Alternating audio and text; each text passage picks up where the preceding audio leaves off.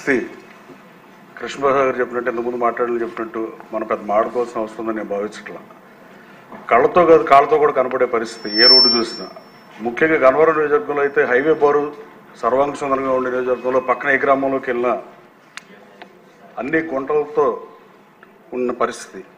ఇష్టానుసారంగా అక్రమ మైనింగ్ చేయటం వల్ల కేసరపల్లి ముస్తాబాద్ రోడ్డు కానీ గొల్లనపల్లి నుంచి వచ్చే రోడ్లు కానీ ఇట్లా ఏ రోడ్డు చూసినా గత వైసీపీ ప్రభుత్వం రోడ్లు వేయకపోగా ఈ అక్రమ మైనింగ్ చేయడంలో ఉన్న రోడ్లు పాడైపోయి మళ్ళీ దాని మీద ఏమి చేయని పరిస్థితి.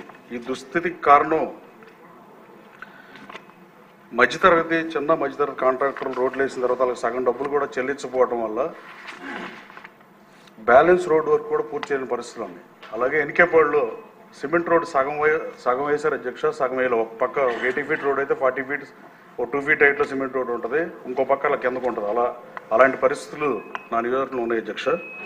అలాగే రాజధానిలో సీడ్ యాక్సెస్ రోడ్ గురించి మాడితే చెన్నై నేషనల్ హైవే మీద ఉన్న మణిపాల్ ఆసుపత్రి దగ్గర నుంచి సీడ్ యాక్సెస్ రోడ్డు వెళ్ళి కలవాలి. అయితే దుర్మార్గంగా గత ప్రభుత్వం ఆ పని జరగకుండా అడ్డుపడి ల్యాండ్ పూలింగ్లో భూములని 14-19 మధ్యలో ప్రభుత్వానికి ఇవ్వకుండా చేసింది. ఆ తర్వాత అమరావతి రాజధానికి నేషనల్ హైవే కనెక్టివిటీ లేకుండా కూడా గత ప్రభుత్వం కుట్ర చేస్తుంది.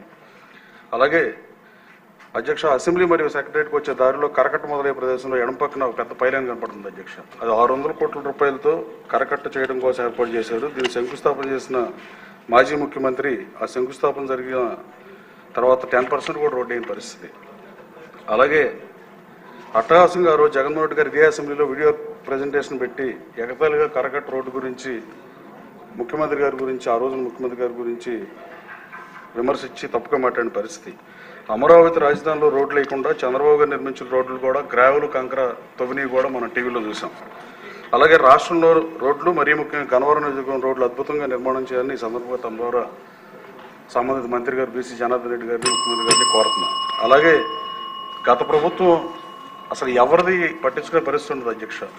వాజ్పేయి గారు రోడ్లు వేస్తే ఈవెన్ మన్మోహన్ సింగ్ గారు, టాటా గారు, ఏ పార్టీ అయినా వేరే పార్టీ నుంచి ప్రధానమంత్రి అయినా కూడా వాటిని కంటిన్యూ చేసి ఆయన పోగిన పరిస్థితి.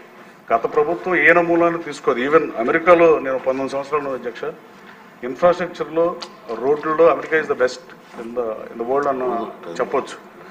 ఆ రోజున అమెరికా అధ్యక్షులు పనిచేసిన వాళ్ళు కూడా ఏ అధ్యక్షులు పనిచేసినా 3-4 అధ్యక్షులు వరల్డ్ బ్యాంక్ లోన్స్ తెచ్చి రోడ్లు వేసిన పరిస్థితి. జాన్ ఎఫ్ కెనడీ గారు అయితే our nationals infrastructure is the backbone of our economy and we must invest in our roads and bridges to ensure our continued prosperity అని. అలాగే ఇంకో ప్రెసిడెంట్ రూజ్వెల్ట్ అయితే a nation that builds it roads builds its future అని చెప్పిన పరిస్థితి. గత ప్రభుత్వం మంచి సూచనలు కూడా పట్టించుకోవడం ఒంటెత్తుపోకలు పోయిన పరిస్థితి. ఈ రాష్ట్రంలో రోడ్లని తక్షణం రిపేర్ చేయాల్సిన బాధ్యత ఉంది. అట్లా నేను ముఖ్యమంత్రి గారు కూడా చెప్పారు, దానికి నిధులు కేటాయించాలని. ధన్యవాదాలు. శంకర్రావు గారండి. ముందుగా మీకు నమస్కారములు. అలాగే స్పీకర్గా సభాపతిగా ఎన్నికైనందుకు మీకు శుభాకాంక్షలు తెలియజేసుకుంటూ గౌరవ ముఖ్యమంత్రి నారా చంద్రబాబు నాయుడు గారికి, అలాగే ఉప ముఖ్యమంత్రి పవన్ కళ్యాణ్ గారికి, మంత్రులు లోకేష్ బాబు గారికి, అలాగే మా జిల్లా మంత్రి అచ్చెన్నాయుడు